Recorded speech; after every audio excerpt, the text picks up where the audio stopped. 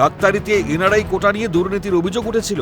ইডির কাছে সেই অভিযোগ জমা পড়ার পর শুরু হয় তদন্ত, আর সেই তদন্তের সূত্র ধরেই মঙ্গলবার রাজ্যের একাধিক জায়গায় ইডির তল্লাশি অভিযান। মেডিকেলের এনআরআই কোটায় বেনিয়মে ভর্তির অভিযোগ। মঙ্গলবার এই নিয়ে রাজ্যের একাধিক মেডিকেল কলেজে ইডি হানা। এই ছাত্র ভর্তির পেছনে বিপুল পরিমাণে টাকা লেনদেন করা হয়েছে। নিয়মকে কার্যত বুড়ো আঙ্গুল দেখিয়েই এই কোটা ভর্তির যে প্রক্রিয়া, সেই প্রক্রিয়া চলেছে। Jagannath Gupta institute of medical science and hospital বজবজেও চলে এনফোর্সমেন্ট ডিরেক্টরেটের তল্লাশি। সেই সঙ্গে মেডিকেল কলেজের মালিকের বাড়িতেও চলে ইডি তল্লাশি।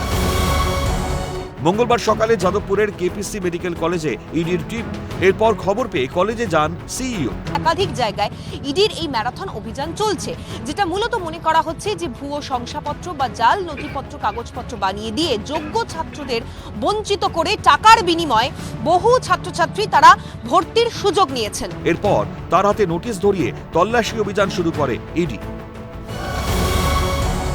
মেডিকেল কলেজ আর্থিক দুর্নীতি মামলায় এনফোর্সমেন্ট ডিরেক্টরেটের আধিকারিকরা তারা ম্যারাথন তল্লাশি করেছিল এবং তারা তদন্ত করছে। কিন্তু সেই তদন্ত করতে গিয়েই আরও একটি বড় তথ্য এনফোর্সমেন্ট ডিরেক্টরেটের হাতে।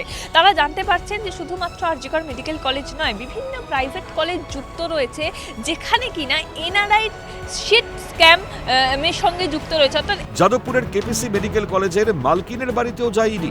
এরপর এনআরআই সিট স্ক্যাম মামলায় শুরু হয় তল্লাশি অভিযান। ক্যালকাটা নিউজ।